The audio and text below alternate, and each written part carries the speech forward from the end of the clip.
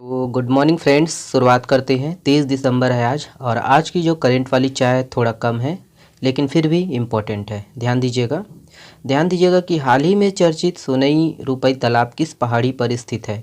तो यहाँ पर ऑप्शन है, वैसे भी पिक में दिया हुआ है तो वही है, करेक्ट आंसर है ऑप्शन नंबर बी है, गड़िया पहाड़। ध्यान दीजिएगा, गड़िया पहाड़। याद रखना है दोस्तों कि गड़िया पहाड़ कांकेर जिले के सबसे ऊंचे पहाड़ है और करीब 700 फीट ऊंचे इस पहाड़ पर सोनई रुपई नाम का एक तालाब है जिसका पानी कभी सूखता नहीं है। ध्यान दीजिएगा कि गड़िया पहाड़ पर करीब 700 साल पहले धर्मदेव कंडरा नाम का एक राजा का किला हुआ करता था और राजा ने ही यहाँ पर तालाब का निर्माण करवाया था। धर्मदेव की जो है सोनई और रुपई नाम की दो बेटियाँ थी, उन्हीं के नाम पर यह तालाब पड़ा है। ध्यान दीजिएगा।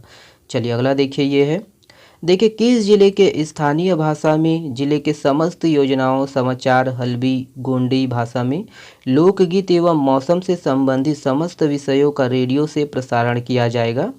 ऑप्शन है यहाँ पर, करेक्ट आंसर है ऑप्शन नंबर डी है, दंतेवाड़ा। ध्यान दीजिएगा, दंतेवाड़ा। याद रखना है दोस्तों कि दंतेवाड़ा में रेडियो 90.4 फ्रीक्वेंसी पर तग गोंडी ते आया मुंता समाचार का जो है प्रसारण किया जाएगा। बैकग्राउंड नॉइस के लिए मैं माफ़ी चाहता हूँ। दंतेवाड़ा जिले में शासन की महत्वाकांक्षी योजना कम्युनिटी रेडियो समुदाय को और यहाँ की स्थानीय प्रतिभा को नया आवाज़ देने जा रही है और समुदाय के लिए समुदाय द्वारा संचालित रेडियो स्टेशन की स्थापना की गई है।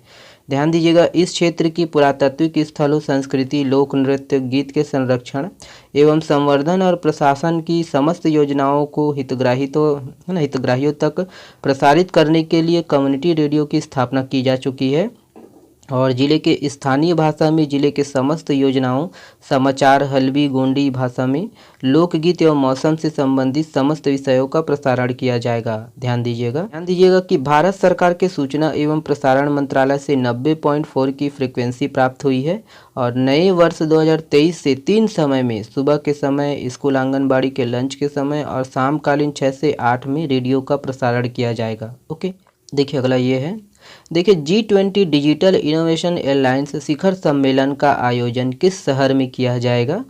ऑप्शन है यहाँ पर, करेक्ट आंसर है ऑप्शन नंबर ए है, बेंगलोर। ध्यान दीजिएगा, बेंगलोर।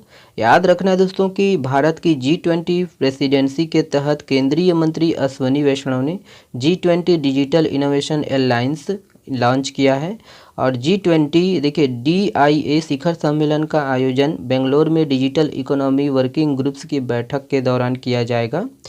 ध्यान दीजिएगा कि इस सम्मेलन में महत्वपूर्ण सेक्टर के शीर्ष नामांकित स्टार्टअप शामिल होंगे।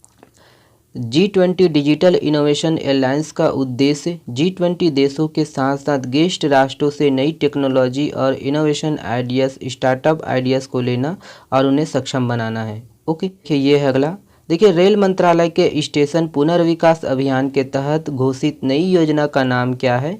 ऑप्शन है यहाँ पर, करेक्ट आंसर है ऑप्शन नंबर बी है, देखिए अमृत भारत स्टेशन योजना। ध्यान दीजिएगा कि रेल मंत्रालय ने अगले कुछ वर्षों में 1000 से अधिक छोटे स्टेशनों के आधुनिकीकरण के लिए नई योजना तैयार की है। देखिएगा कि अमृत भारत स्टेशन योजना इसके स्टेशन पुनर्वास पहल का एक घटक है जिसमें रूफटॉप प्लाजा, बड़े प्लेटफॉर्म, गिट्टी रहित पटरियां और 5G कनेक्शन प्रस्तावित स्टेशनों की प्राथमिक विशेषताओं में से एक है। ओके, चलिए ये वाला प्रश्न देखिएगा। देखिए नितिन मनमोहन का हाल ही में निधन हो गया, वह किस क्षेत्र के प्रसिद्ध व्यक्ति थे। यहाँ पर ऑप्शन है और करेक्ट आंसर है ऑप्शन नंबर सी सही है, फिल्म इंडस्ट्रीज। वही ध्यान देना है, ठीक है।